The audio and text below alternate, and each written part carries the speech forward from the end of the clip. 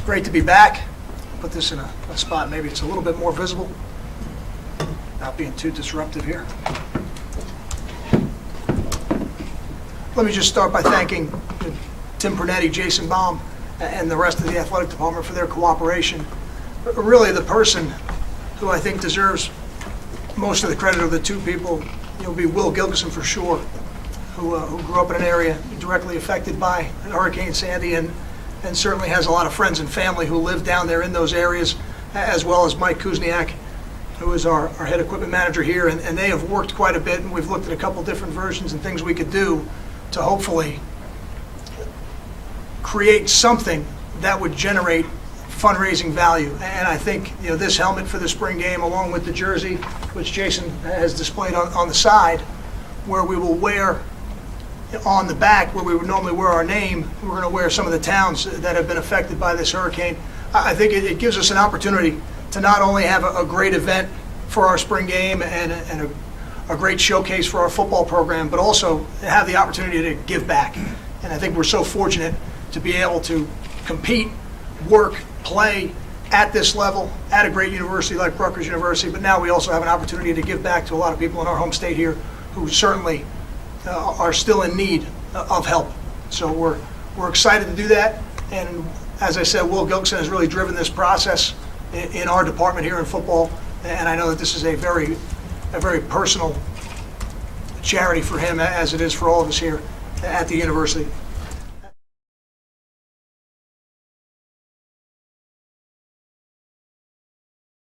As I move on to spring practice, with our first spring practice coming up tomorrow, it was great to be back off spring break and see the players and have the opportunity to meet with them today and get ready to be back on the field with them for the first time, this year with this football team.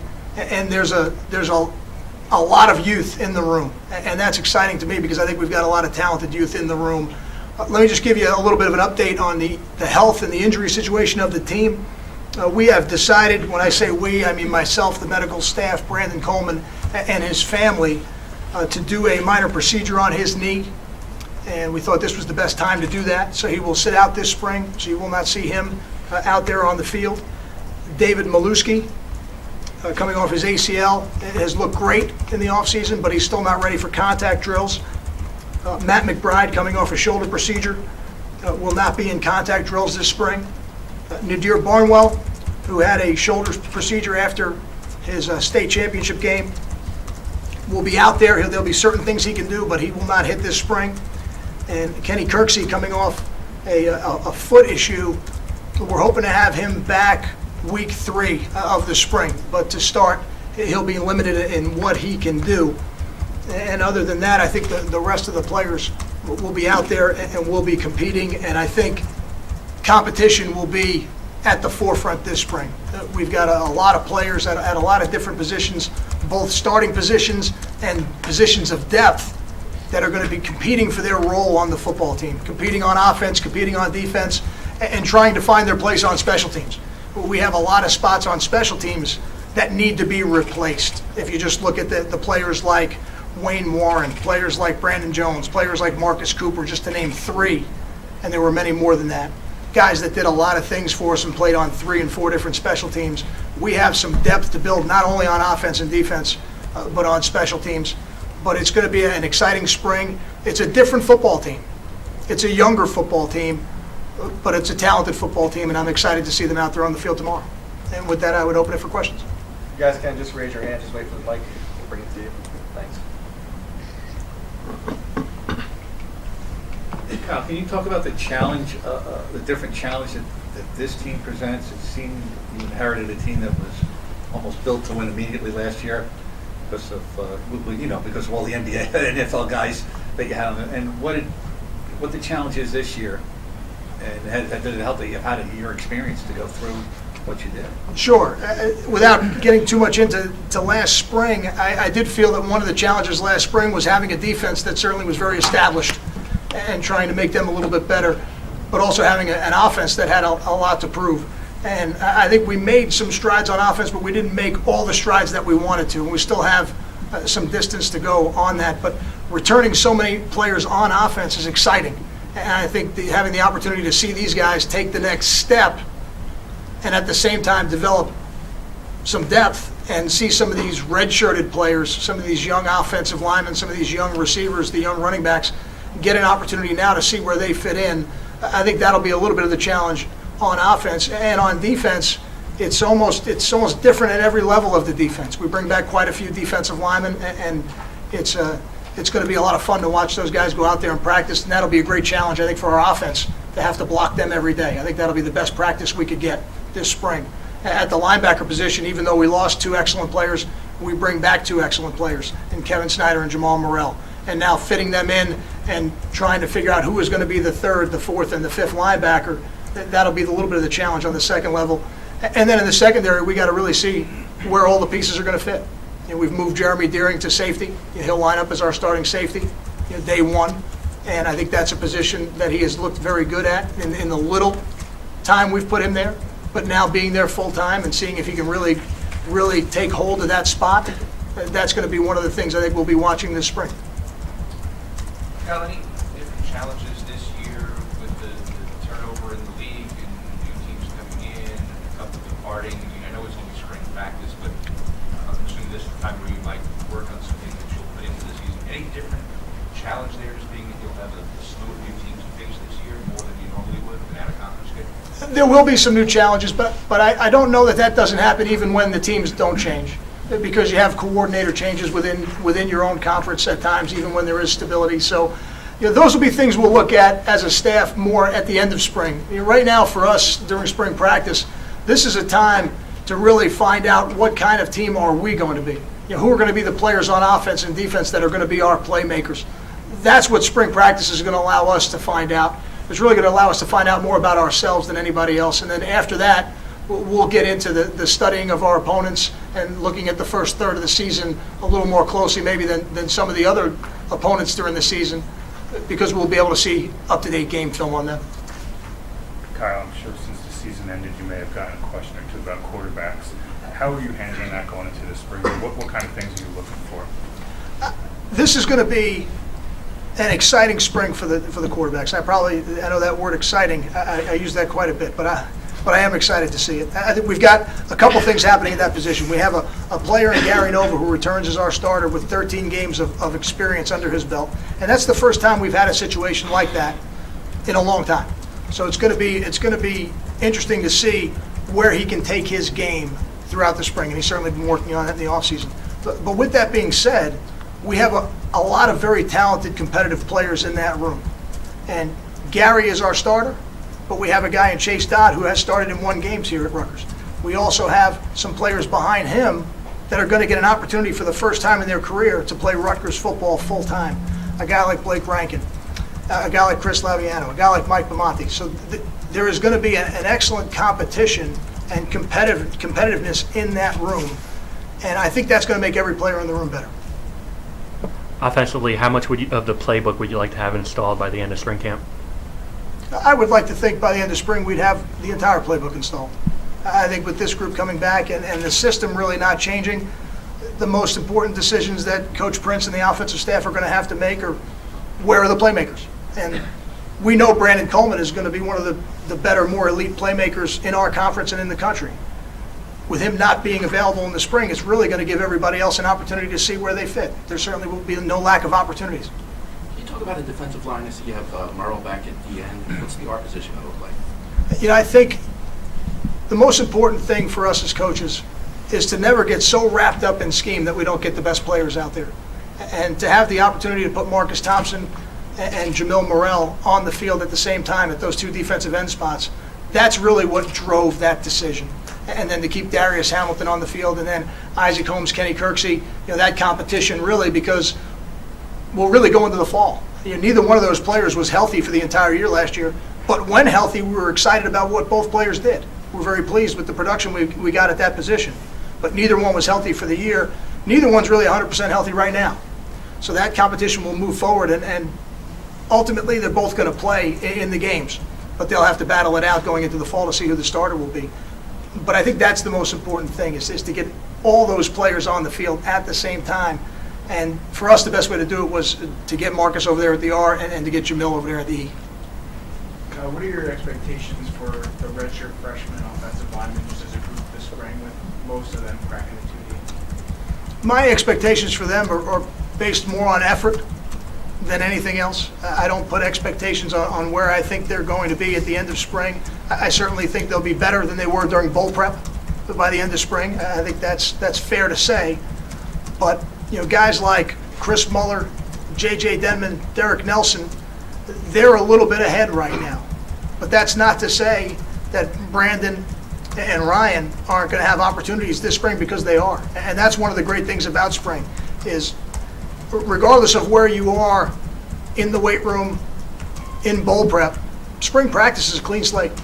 And you get to go out there every day and you get to battle and compete for your job. And where you start on the depth chart is really meaningless. It's just a matter of where you end at the end of spring, because that is really what gives you your springboard going into training camp. What are you expecting from the 2013 recruits as they begin to come in and compete? I'm expecting them to do exactly that. I'm expecting them to come in and compete. We thought we had a talented recruiting class that came in here. We were fortunate to be able to redshirt as many of them as we did. And now, I'll give you a guy who's going to have a great opportunity. He's a guy like Davon Jacobs, who has really flashed some excellent stuff in practice on the scout team, in bowl prep, playing a little bit of Rutgers defense. But now he's got opportunity. Not only opportunity to start, but opportunity to be in the depth, opportunity to be in the sub packages. A guy like Desmond Peoples.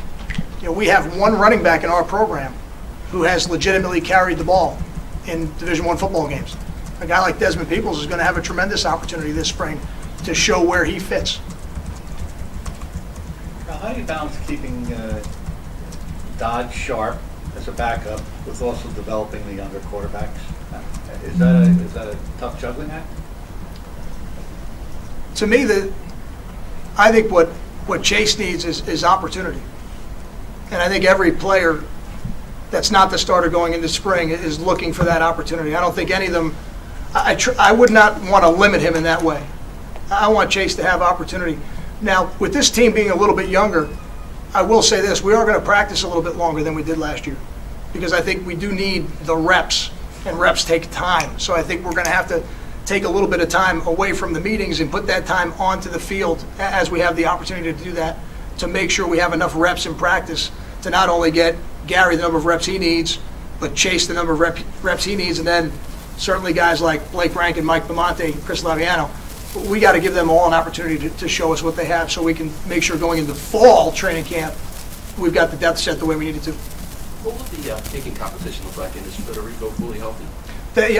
Kyle is fully healthy, and the kicking competition will look exactly like what you just said. It'll be Kyle and it'll be Nick, and both of those guys will be battling it out. And that is a position where we have two players that I think could go in and hit a winning kick for us.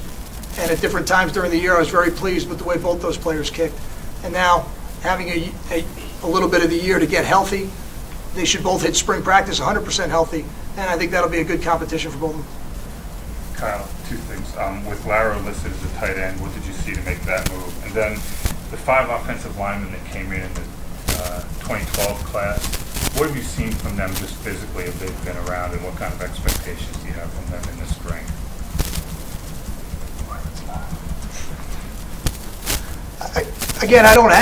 I don't put expectations on the performance of the player. I put expectations on the effort. And if they're giving us the effort, I always feel like the performance eventually will get to where we want it to be. And those 5 offensive linemen are certainly 5 talented players. And now, for the first time, having redshirted all 5 of them, they're going to get opportunity this spring to show us that they can play Rutgers football in our system against really good competition on our defensive line. Tell me again what the first one was? Michael at tight end. What we see in Michael at tight end is an athletic player who is strong enough to block on the line of scrimmage. And that's what we're looking for. And I think that's where he can help this football team. So he has done that on a very minimal level. But what I've seen, I've been pleased with. And I think Michael's excited about the change. And I think Michael's excited about the opportunity. And now it's just a matter of going out there every day and getting better at his skill set. What have you seen from Chris Laviano so far? Really nothing, because we're not allowed to. Chris has been working with the strength coaches, and we do some off-season workouts that we've been pleased with, but we haven't seen Chris throw a ball since he's been here at Rutgers, and tomorrow will be his first opportunity to do that. Now, we certainly recruited Chris because we thought he had a very talented arm, and he was the right person for our program. So I think as he learns our system and is trained by Coach Prince and Coach Spence, he'll develop into an excellent player. How fast that will happen, I don't know that. I can't predict that, but I'm anxious to see him out there tomorrow. Kyle, how important does Daryl Wilson's job become with this new look secondary? I think it becomes very important, but I think all those jobs are important during spring. I think we had better be building our base of fundamental football, our base of knowledge within our system here at Rutgers. And I think that's the one advantage these players have right now is for whatever time these players have been here, they've been able to play in a system.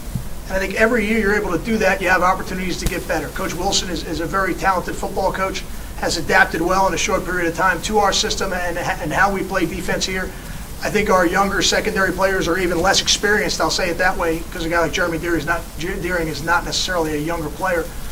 They will all benefit from his experience of coaching the back end on defense. Kyle, do you anticipate an adjustment with the new coaches, or is that a lot of that ironed out during the winter program? I don't know that it could all be ironed out during the winter program just because the way the rules are set in college football. I think that there might be a little bit of an adjustment period because the voices are different, but I wouldn't expect that to take very long. I think these players on defense, they've known Coach Cohen for a year now, but now they're getting to know him in a different role as a coordinator, and that is a different role, and they're seeing a different side to Coach Cohen, but I worked with him for 3 years in that role, so that I knew exactly what we were going to get and how that was going to look on the field when we promoted him. But I think there's always a little bit of an adjustment period when the voices change. But again, with the system being intact, I think that will go a long way in helping. What kind of tweaks will we see philosophically with two new coordinators? Anything that we'll notice right away? Or I don't know that it'll be anything that'll be very noticeable right away. I think what you will see as we go through the spring is you will see the better playmakers, probably more so on offense than defense, because I don't know that this would evolve as much on defense in a short period of time. But I think, by those last 2 weeks of spring, I think you're going to start to see the guys who emerge as the better playmakers, you're going to start to see the offense move in their direction. And I think all the really good offenses do that.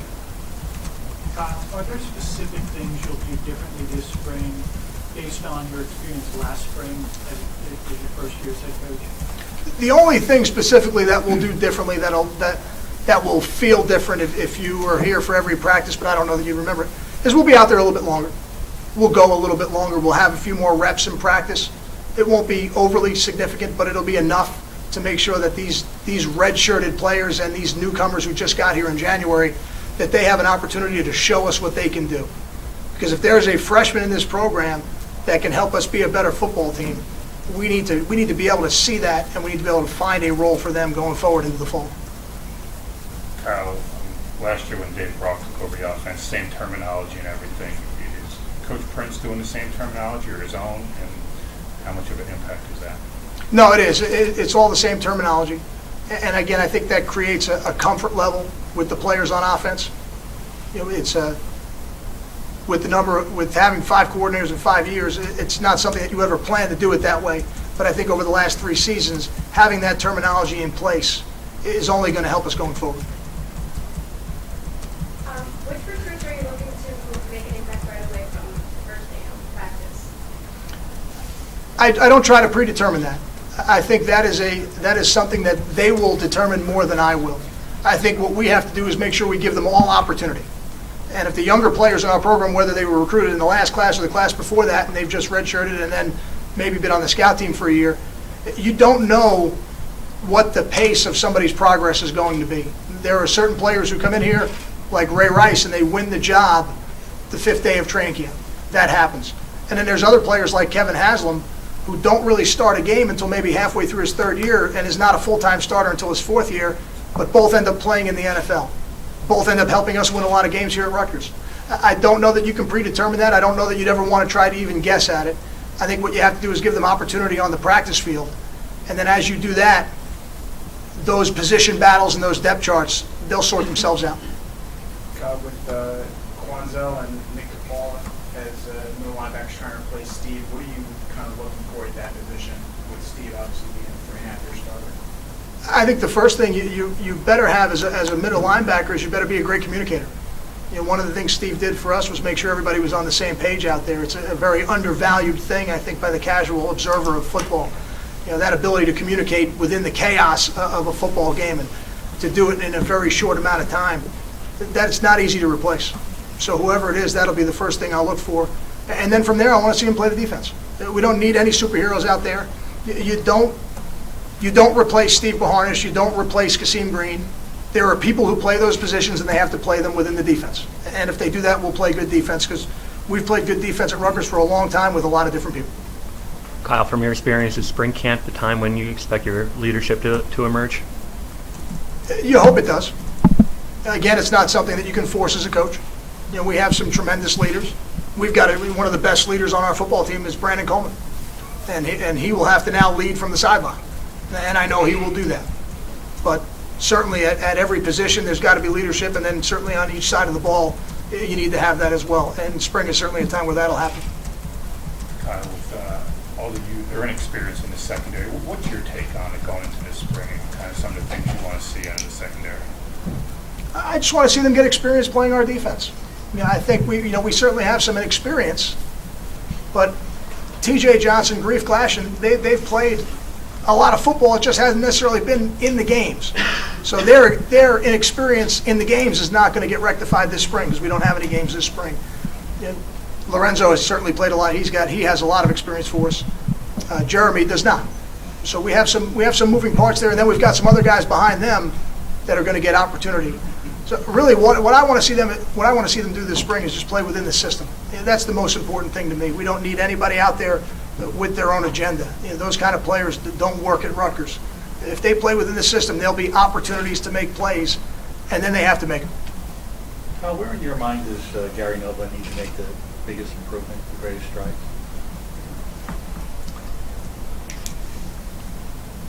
I think consistency of play is the most important thing at that position. And maybe you could say it about every position, but I think at the quarterback position especially, the biggest jump I'd like to see Gary make from last year to this year would be to still have the highs and the great moments that we had, but maybe some of the other games where he wasn't pleased with his performance, if we can move them up, then you have a more consistent, a higher level of play, and then you play a better brand of winning football on offense. I think no matter what the offense is, there's always going to be more emphasis placed on that position. Quality of play at the quarterback position is crucial to play good offense. And if we could avoid the lows and keep the highs, we got a chance to be better. Got time for 2 more questions.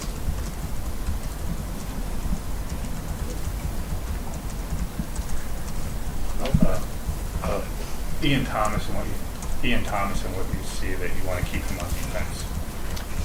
Ian Thomas was a move from offense to defense that we made during bowl prep last year at the urging of Logan Ryan. And I was standing next to Logan in practice one day, and Ian was covering one of the flyers on punt. And Logan said to me, "Coach, you should try this guy at corner." I said, "Really?" He said, "Absolutely." I said, "Okay." I said, "You should tell him that, see if he wants to do it." He said, "I already did. He wants to do it." I said, "Okay, not a problem." So we tried him there, and we were really pleased. And he's got great feet. He had a willingness to tackle right away, which is one of the first things we have to look for from our corners, because our corners are primary support quite a bit. So if you don't want to tackle, it's hard to play corner at Rutgers. And in the first scrimmage he was in, he actually made 3 tackles. And I was very pleased with what I saw. He was excited about the position change, and he sees opportunity there for sure, which is part of the reason why he's probably so excited about it. But he's a guy this spring that's going to have, again, spring is a time for everybody when it comes to the word opportunity. He has maybe a unique opportunity because of the amount of players that we have to replace in that secondary. Like Michael Burton, assuming he's healthy, what kind of benefit can he be to your running game? Michael is another one of those players that would go into the leadership category, and that's in everything that he does. And he had the lead, unfortunately for us, being injured for the latter part of the season from the sideline. But Michael is a player who he makes us a better football team when he's out there. And we run the ball better when Michael Burton is in the game and we're in a 21 or a regular personnel group. So to have him back this spring is certainly a bonus to the entire offense. Now, with that said, one of the things that we better figure out and we better find is where is the depth going to come from at that position. And I've said that before, but that'll be one of the key position battles this spring, is to find out where that depth is going to come from at the fullback position. Because if you don't have it, when a guy like Michael Burton is not in the game, you end up being in different personnel groups, and that's not always what you want to do.